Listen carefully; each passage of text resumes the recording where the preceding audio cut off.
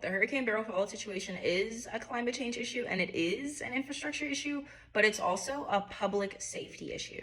Hear me out. Public safety means different things to different people. For some people, it means mass incarceration and just throwing the book at people. But for others, public safety is more about making sure that people have the resources that they need and are protected from potentially harmful systems and actors.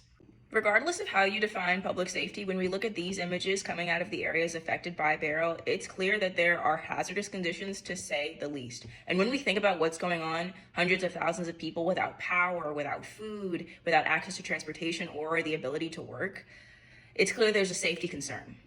And unfortunately, everyone's worst fears are being realized as 13 people have passed away, and we can expect the death toll to rise, especially as people continue to have heat-related illnesses.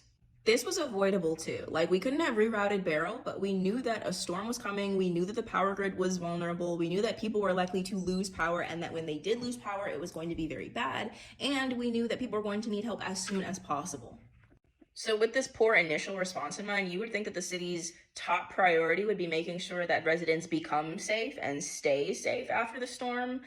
But that's not what's happening. Instead, one of the top priorities right now is making sure that HPD, the Houston Police Department, has an influx of 100 officers from additional and neighboring police departments to be able to lend a hand to deal with the looting and the staffing issue that the city created in place of actual Beryl preparations. That's right, the public safety priority response right now is more law enforcement, not unblocking drains, not removing branches off of live power lines, not even trying to hold our local energy monopoly accountable for its heinous business practices and failure to provide an outage map that doesn't pale in comparison to a hamburger storefront.